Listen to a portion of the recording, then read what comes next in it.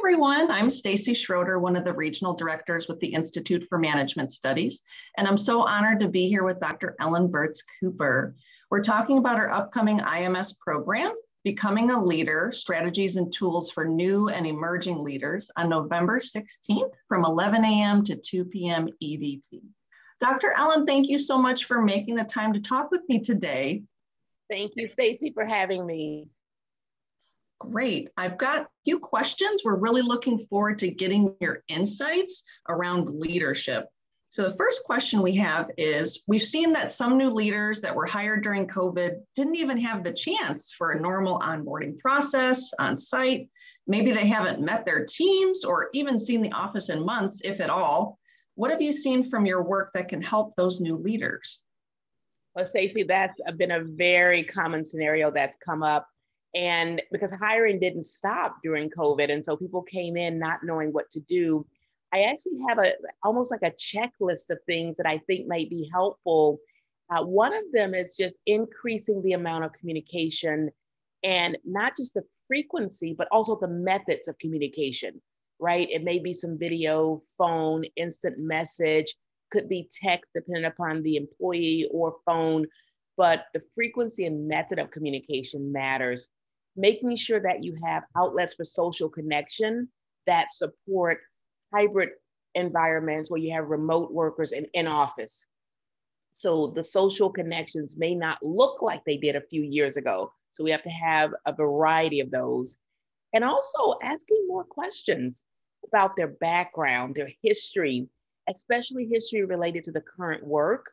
They may have worked in a different environment, and what they did there may have been acceptable, but not quite fit in your environment. So understanding that around the history, getting to know them personally at a level where they're comfortable, professional questions. So I'm finding that being curious really helps to get to know each other.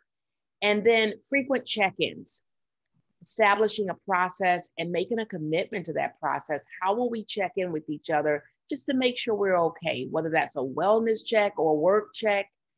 And then a couple more will be frequently asked question list. So in addition to asking questions, also I would say have a list of things that they need to know so they can hit the ground running.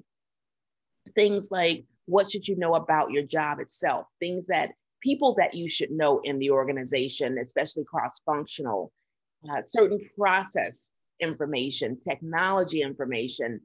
Those are really critical to have that list so they have a go-to. Having process documentation for routine things. And then my last big two are training on anything that they have not done before or need to be refreshed on so they feel confident. And then clear expectations about the role. So I know it's a long list, Stacy, but those are some things, and combination of those have made leaders very successful.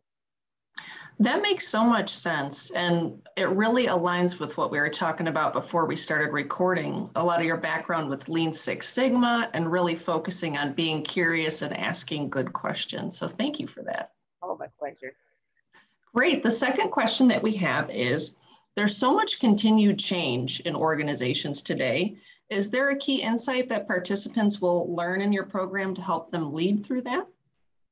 Well, we don't cover change as a topic in this particular course, but what we will do, Stacy, is we will cover environmental impacts or changes to our environment that we need to consider when we're writing strategies. So in other words, what has changed that causes you to show up differently? So our work styles may have changed, multi-location type of working, multiple generational impacts, which is, not just as a result of COVID, but that's been going on. How are you adjusting for that?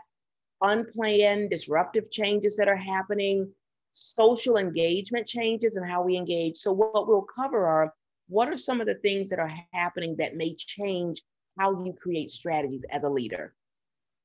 That's great. That makes a lot of sense. And those are definitely key skills as the world keeps changing and we keep changing. Yes.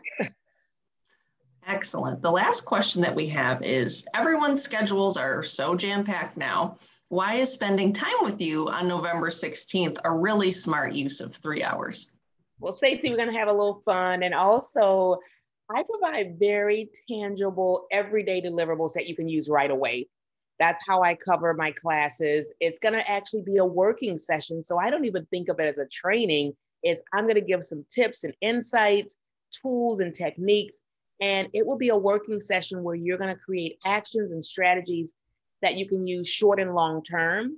And what I like most about your strategies is that you can use them and reuse them and also share them with others. So tangible, everyday tools that you can use short and long term.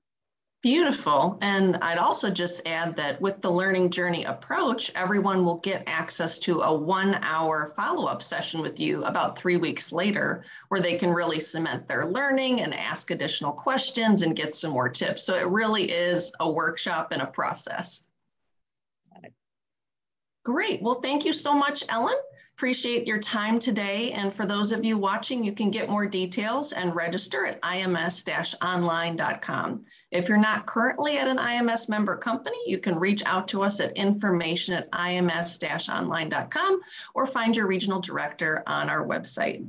Thank you so much, Ellen. Really appreciate your time and looking forward to November 16th. All right. See you soon, Stacy. Bye, Ellen.